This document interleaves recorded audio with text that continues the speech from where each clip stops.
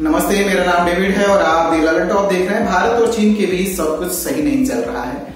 सीमा पर तनाव है। लद्दाख में हमारे वीर सैनिकों की शहादत के बाद चीनी प्रोडक्ट के बहिष्कार की बातें हुई।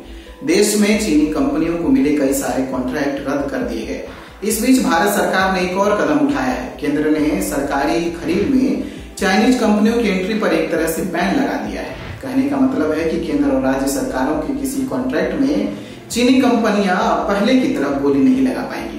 केंद्र सरकार ने जनरल फाइनेंशियल रूल 2017 में बदलाव किया है।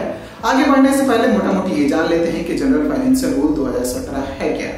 केंद्र सरकार के जितने भी डिपार्टमेंट हैं, ऑटोनोमस बॉडी हैं, अगर वो कुछ खरीदते हैं तो उन्हें किन नियमों का पालन करना पड़ेगा, इसके बारे में इस रूल में बताया गया है। जैसे हम घर में खरीदारी करते हैं, कुछ बातों का ध्यान रखते हैं, जैसे कम पैसे में अच्छा सामान खरीद लें, इसी तरह की बातें सरकारी विभागों पर भी लागू होती हैं ताकि वो पब्लिक के पैसे का सही इस्तेमाल कर सकें। लेकिन सरकारी विभागों की ज्यादातर खरीदारी में बोली लगाई जाती है। अगर किसी डिपार्टमेंट को कोई चीज खरीदनी है तो वह बोली आमंत्रित करता है।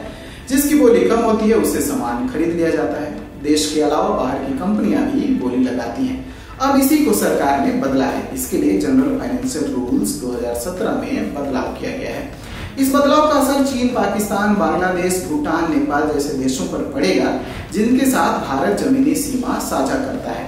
इन देशों की बोली लगाने वाली कंपनियां तभी बोली लगा पाएंगी जब वे department for promotion and industry and internal trade की रजिस्ट्रेशन कमेटी में रजिस्टर होंगी।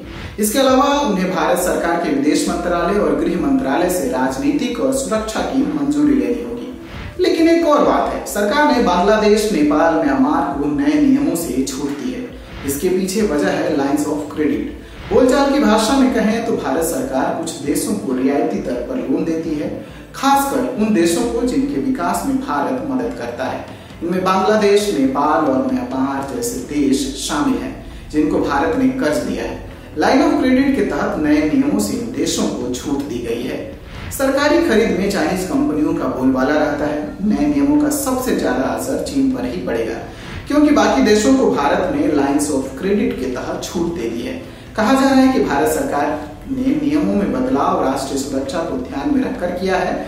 केंद्र सरकार ने सभी राज्य सरकारों को निर्देश दिए हैं कि वो भी अपनी सभी सरकारी खरीद में इन नियमों का पालन करें। हालांकि इन नियमों के तहत वित्त मंत्रालय ने थोड़ी छूट दी है। कोविड-19 महामारी के कारण कोविड से जुड़े सामान की खरीद को लेकर 31 दिसंबर तक की छूट दी गई है। सरकार का यह आदेश सार्वजनिक क्षेत्र के बैंकों और वित्तीय संस्थानों, स्वायत्त निकायों, केंद्रीय सार्वजनिक क्षेत्र उद्यमों और सार्वजनिक निजी भागीदारी परियोजनाओं जिसे सरकार या उसके उपक्रमों से वित्तीय सहायता मिलती है उस पर लागू होगा। इसके अलावा राज्य सरकारों की खरीद प्रक्रिया में भी नए नियम लागू होंगे। नए नियमों को चीनी उत्पादों और निवेश को सीमित करने के भारत के प्रयास के रूप में देखा जा रहा है। 23 जून को केंद्र सरकार ने ऑनलाइन सामान बेचने वाले पोर्टल्स को भी आदेश दिया था कि वो यह जरूर बताएं कि सामान कहां पर बनाया गया है। इससे पहले सरकारी पोर्टल GEM पर विक्रेताओं को प्रोडक्ट का मूल देश बताना अनिवार्य कर दिया गया था। केंद्र सरकार आत्मनिर्भर भारत को भी बढ़ावा दे रही है। 15 जून को गलवान घाटी में भारत और चीन के सैनिकों के बीच हिंसक झड़प के बाद से भारत ने चीन को लेकर के, चीनी सामान को लेकर के कई सारे कदम उठाए हैं। उसी में ये भी है। अगर इस वीडियो को आप YouTube पर देख रहे हैं तो हमारे चैनल को सब्सक्राइब करिए, Facebook पर देख रहे हैं तो हमारे पेज को लाइक करिए और अब तक आपने हमारा ऐप डाउनलोड नहीं किया है तो डाउनलोड करिए। Thank you.